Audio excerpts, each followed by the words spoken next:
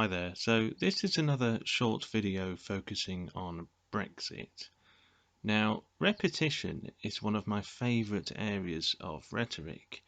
It is a huge topic for study and one could easily do many dozens of videos on it. So think of this as just a little introductory video to repetition, if you will.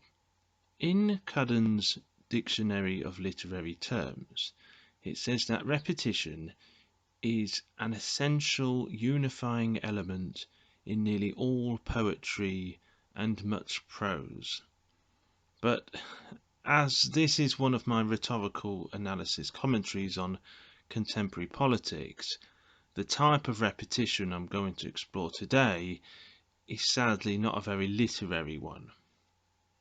I've noticed that a few of the other commentators that I listen to here on YouTube have picked up on the new rhetoric used by Johnson's pro-Brexit cabinet, and particularly this new collocation, the undemocratic backstop.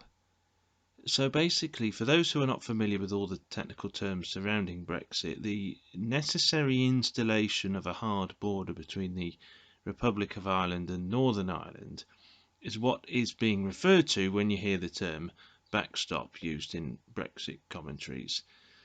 But now, whenever a pro-Brexit politician appears on television or radio in the last few weeks, you hear them refer to it as the undemocratic backstop. You just insert a persuasive adjective before the noun and then of course repeat it ad infinitum. Now, whether the adjective is even correct or not is another topic, which I can leave for more politically oriented commentaries. Now, when a politician or an organised group of politicians start repeating a phrase or a word over and over, in my opinion, it's just an attempt to induce some basic form of mind control. I mean, after all, rhetoric is the art of persuasion. I really dislike, actually I loathe, this kind of organised, regimented repetition and rhetoric of politicians.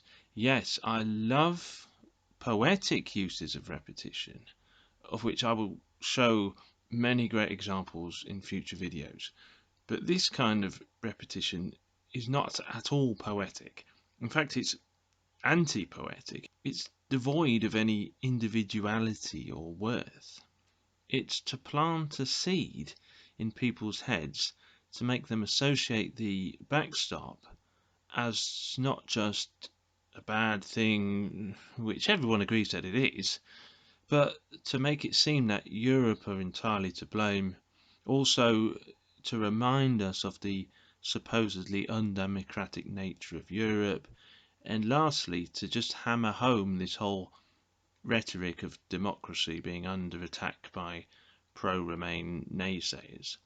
I mean, even if the utterance being repeated is true and needs to be known and repeated to some degree, I just find the sheer scale of repetition that goes on to be really depressing. So basically, Johnson's new cabinet, to their credit, are very well organised. They're all singing from the same hymn sheet. And I think the opposition are getting organised too in response to this.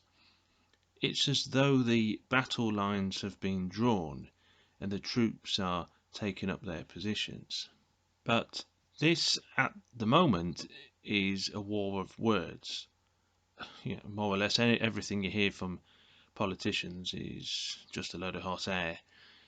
But anyway, what annoys me is the way that the cabinet has clearly discussed and rehearsed what they're going to say when talking to the media. Remember, it's not the backstop anymore, it's the undemocratic backstop. The thing that has concerned me for a few years, however, is that yes, the politicians use such a tactic of repetition in an attempt to effectively brainwash people to a certain extent. But I wonder sometimes how brainwashed the politicians are themselves. Well, I'm going to end the video here, but I'll make a follow-up to this video where I'll start precisely where I left off. The video will be called Mindless Repetition. Thank you.